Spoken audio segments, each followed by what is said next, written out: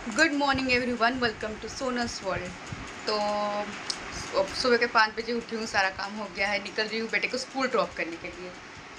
लेकिन आज का वीडियो शुरू करने से पहले कल का जो मेरा वीडियो था वो थोड़ा लेंदी हो गया था, तो मैंने उसके 2 पार्ट कर दिए हैं।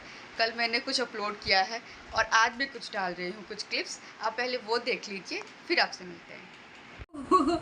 तो सेकेंड ईयर में जब मैंने जॉब शुरू किया था, मुझे ऐसे ही जॉब करना था। मैंने कहा नहीं, पढ़ाई तो मैं कर ही रही हूँ पर मैं जॉब भी करूँगी, मुझे जॉब करना है। कुछ नहीं तो मैं अपना जो भी खर्चा है, थोड़ा बहुत, पूरा तो नहीं कर पाऊँगी, थोड़ा बहुत जो है वो मैनेज कर सकती हूँ। तो मैं जॉब मैंने शुरू किया सेकेंड ईयर में, 12th में सेकेंड ईयर में ही जॉब शुरू किया था। और मैं 10 साल मैंने जॉब किया है। नहीं, 10 साल नहीं, करीबन 8 साल मैंने तो जॉब किया ही है। तो हर टाइप का मैं जॉब कर चुकी हूँ, सेल्स से लेके रिसेप्शनिस्ट से लेके, और मैंने आउटडोर सेल्स भी किया है। और फिर उसके बाद मैं कोलकाता चली गई। नहीं, उससे पहले ना मुझे एक कंपनी में जॉब मिला था। तब मेरा एज तो था, वो 18 कंप्लीट नहीं हुआ था मुझे, मतलब 1 महीना बाकी था। 1 महीना नहीं, 2 महीना बाकी था। तो अक्टूबर एंड की बात मैं बोल रही हूँ। तो मैंने वहाँ पे ज्वाइन किया था, तो मुझे 18 कंप्लीट नहीं हुआ था एक्चुअली। तो मैंने वहाँ पे ज्वाइन जब किया तो उन्होंने डॉक्यूमेंटेशन तो किया, सब कुछ किया। मेरा जॉब भी वहाँ पे मतलब कंफर्म भी हो गया, मैं सिलेक्ट भी हो गई इंटरव्यू में। और फिर उन्होंने मुझे ट्रेनिंग में भी डाला। 15 दिन के ट्रेनिंग के बाद उन्होंने मुझे आईडी प्रूफ मांगा, और मेरे पास कुछ आईडी प्रूफ था ही नहीं, क्योंकि मेरे को तो 18 हुआ ही नहीं था ना। तो आईडी प्रूफ मिलता कहाँ से? मेरे पास सिर्फ कॉलेज का आईडी था और कुछ भी नहीं था। तो मैंने बोला कि सर मेरे पास तो कोई आईडी प्रूफ हुआ नहीं है, क्योंकि मुझे अभी तक 18 कंप्लीट हुआ ही नहीं है।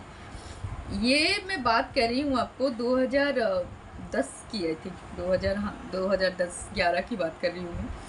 और फिर वहाँ पे 15 दिन के ट्रेनिंग के बाद मुझे एक दिन शाम को ऐसे ही बुलाया और बोल दिया कि तुम्हें ना जॉब कंटिन्यू नहीं कर सकती हो तुम, क्योंकि तुम्हारे पास कोई भी आईडी प्रूफ नहीं है, तो तुम्हें 18+ नहीं हुआ है, तो तुम नहीं कर सकती। और मेरा दिमाग जो है पूरा घूम गया, और मैं मतलब बहुत गुस्सा आया कि 15 दिन के बाद का आप लोगों को ये चीज़ की याद आ रही है, जबकि डॉक्यूमेंटेशन पहले ही हो चुका था। और पता नहीं मैं वहाँ से ऐसी निकली हूँ, क्योंकि वो ना मतलब इतना ज़्यादा अटैचमेंट 15 दिन में, वो सारे जो मेरे बैच में थे, तो मैं उनके साथ बहुत ज़्यादा अटैचमेंट हो गया था।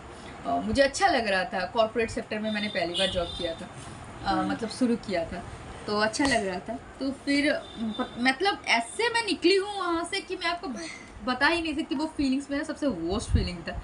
मतलब निकलने के बाद वहाँ से मुझे समझ में नहीं आया मैं क्या करूँ।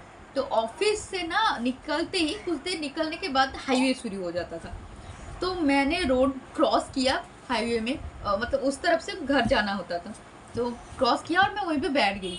मैं वहाँ पे बैठ के ना आधा घंटा मैं वहाँ पे रोई हूँ। मुझे वो चीज़ अभी भी याद है, बहुत ज़्यादा मैंने रोया कि पता नहीं क्यों मुझे नौ जॉब से निकाल दिया। मैं बहुत रोई। फिर मैंने अपने फ्रेंड को फ़ोन किया, तो उसको बोला कि तू आजा, मुझे पिक कर ले, मैं यहाँ से नहीं जा सकती, मेरा दिमाग काम नहीं कर रहा। फिर वो डर गया और आया भागते भागते।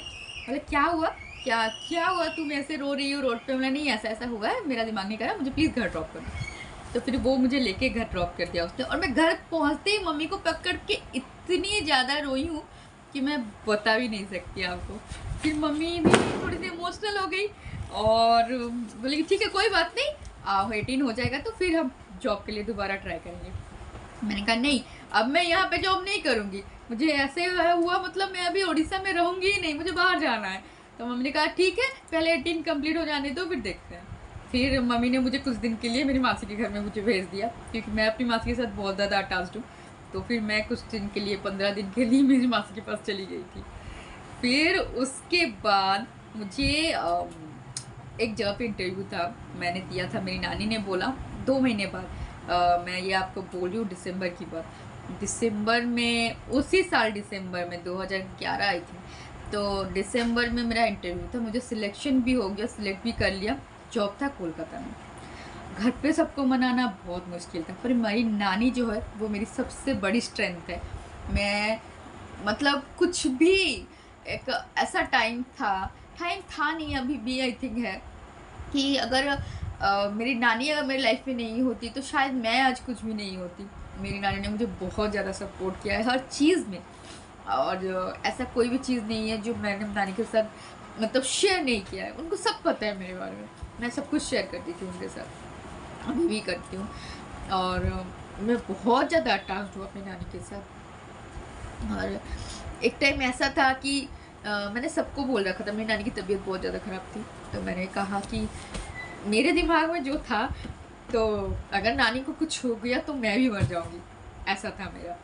इतना ज़्यादा अटैचमेंट जो मेरी नानी के साथ अभी भी मेरा है, मैं अभी भी वही बोलती हूँ, अगर मेरी नानी को कुछ भी हुआ या भगवान को बोलती हूँ कभी ऐसा कुछ हो नहीं, पर अभी एज हो गया है, काफ़ी तबीयत भी ख़राब हो रही है उनकी, तो थोड़ा डर तो लगता ही है मुझे। और ये चीज़ है कि अगर नानी नहीं रही कभी भी तो मैं पूरी तरह से टूट जाऊँगी, मैं बहुत ज़्यादा टूट जाऊँगी, क्योंकि मैं अपनी नानी के साथ बहुत ज़्यादा अटैच्ड हूँ। अभी भी बड़े हो गए हैं लेकिन फिर भी।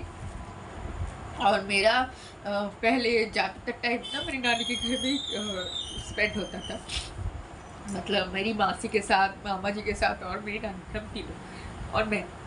और मतलब नानी के घर से मेरा घर यही कहीं 15-20 मिनट का रास्ता है। जब भी सैटरडे को छुट्टी होते थे ना, मेरी मामा जी, जो बड़े मामा जी है, साइकिल से आ जाते थे मुझे लेने, कि एक दिन की छुट्टी है तो मैं ले आता हूँ, फिर मैं संडे रात को फिर ड्रॉप कर जाऊँगा, क्योंकि नेक्स्ट डे स्कूल होता था। तो फिर मेरे मामा जी साइकिल लेके आ जाते थे मुझे लेने, साइकिल से फिर मुझे लेके जाते थे, फिर वो संडे शाम को मुझे घर ड्रॉप कर देते थे। मैं ऐसे ही मतलब ज़्यादातर टाइम मेरे नानी के घर में ही स्पेंड किया हुआ है। और ऐसा था मेरा, ऐसा नहीं था नहीं, अभी भी है सबके साथ मेरा वैसा ही वो है अभी भी।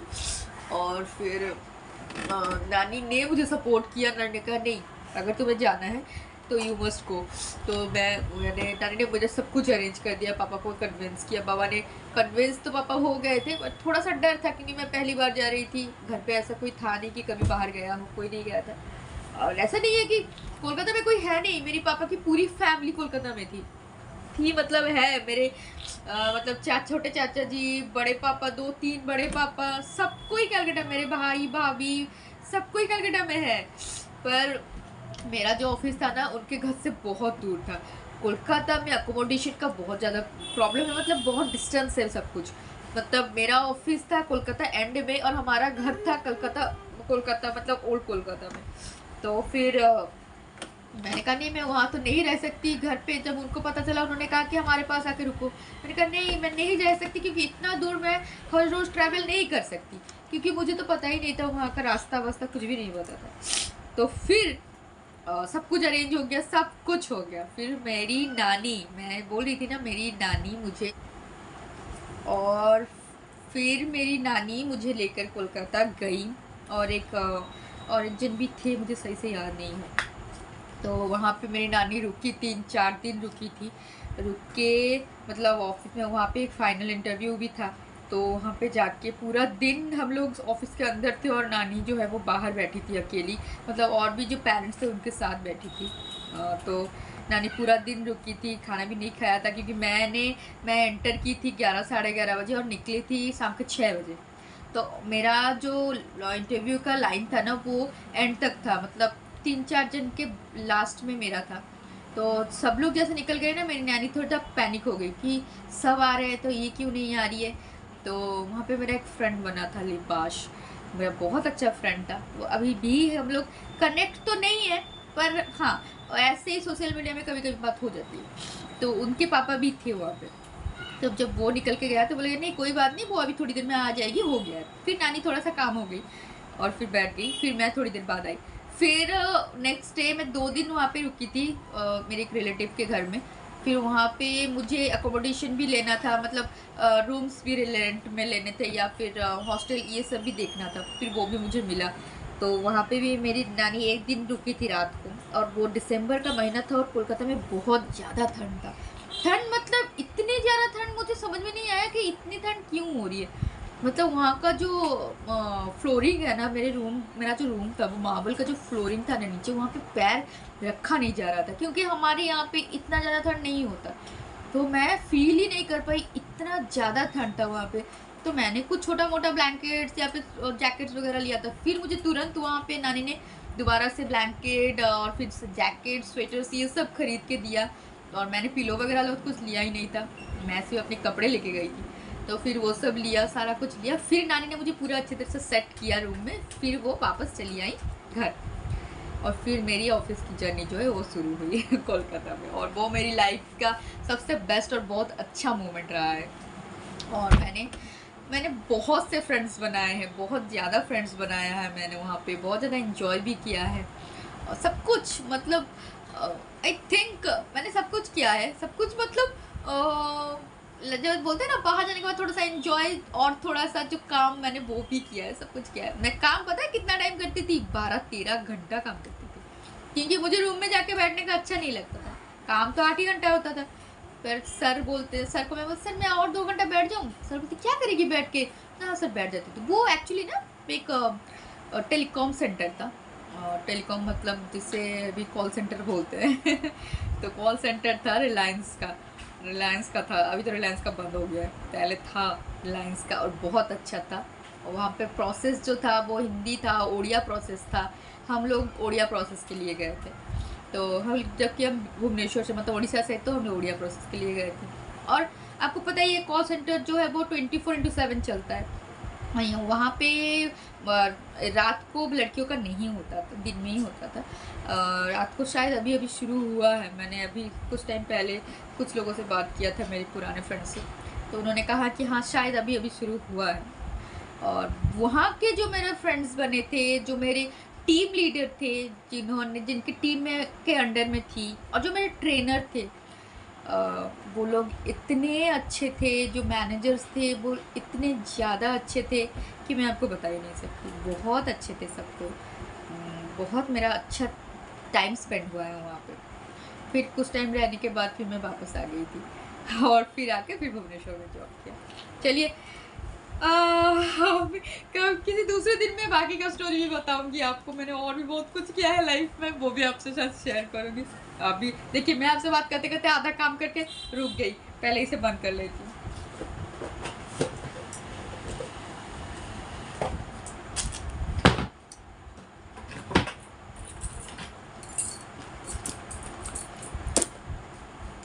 नहीं पी लेते हैं।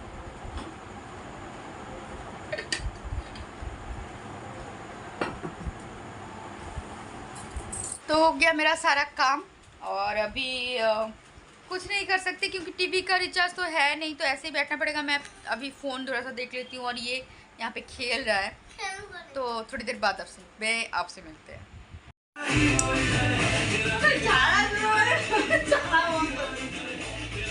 बेटा जो है वो भाग के अपने चाची के पास चला गया उसके रूम में, और देखा आपने दोनों क्या कर रहे हैं। और मेरे बेटे को कभी भी उसके चाचा जी के कपड़े मिलते हैं, मतलब देवर के कपड़े मिलते हैं ना, वो उसे पहन लेता है। अभी देखिए दोनों भाई बहन उसके कपड़े पहन के कैसे डांस कर रहे थे तो आपने देखा अभी तो देखा आपने। ये थी मेरी लाइफ की कुछ छोटा सा स्टोरी जो मैंने आपके साथ शेयर किया। अभी और भी बहुत सारे कुछ है जो मैं धीरे धीरे आप लोगों के साथ ज़रूर शेयर करूँगी। तो आई होप कि आपको अच्छा लगा होगा।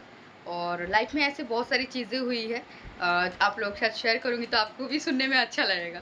तो चलिए, मैं अभी हो रहे हैं शाम के 7, मैं हो गई हूँ मैं रेडी, थोड़ा सा बाहर जा रही हूँ बेटे को लेके। हस्बैंड आज घर पे ही है, तो उससे थोड़ा बाहर जाना था, तो मैं निकल रही हूँ बाहर के लिए, मतलब ऐसे ही थोड़ा सा घूम के आएंगे और फिर आके आपसे मिलते हैं। আমি তো তোমাকে ওই কথা বলছিলাম, ওটা পার্কিংটা।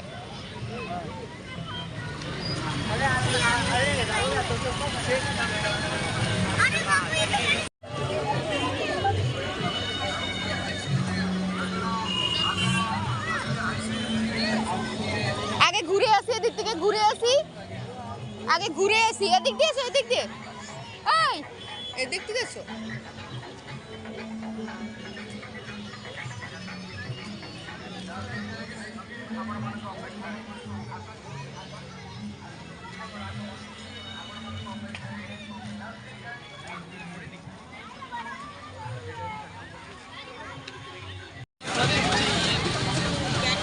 আচ্ছা আচ্ছা,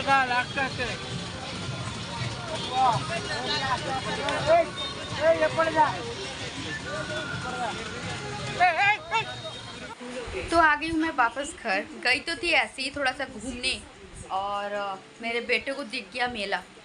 और मेला दिख गया मतलब उसे मेले में जाना ही है, क्योंकि वो जो जंपिंग जैक होता है ना, उसमें उसको जंप करना है। तो आपने देखा भी अभी वो उस पर जंप कर रहा था। वो लिटरली जब भी उस पर जंप करता है ना 15-20 मिनट के पहले तो नीचे आता ही नहीं है। पर आज क्या हुआ, उसकी तबीयत तो ख़राब थी कुछ दिन से, तो वो ना थक सा गया। तो मैंने कहा नहीं ज़रूरत नहीं है, आ जाओ। फिर 5 मिनट में वो खुद से ही नीचे आ गया, क्योंकि उसको तबीयत उसको ख़राब लग रहा था। तो फिर वो नीचे आ गया, और हम लोग ऐसे ही थोड़ा सा घूम के थोड़ा सा पानी पूरी खा के फिर आ गए वापस। तो चलिए, तो अभी मैं चलती हूँ। अभी 9 बज रहे हैं, खाना पीना करना है, किचन का काम भी करना है। तो मैं आज का वीडियो यहीं पे करती हूँ एंड। कल आपसे दोबारा से मुलाकात होगी, तब तक के लिए प्लीज़ मेरे चैनल को लाइक कीजिए, चैनल को सब्सक्राइब कीजिए, वीडियोस को लाइक कीजिए।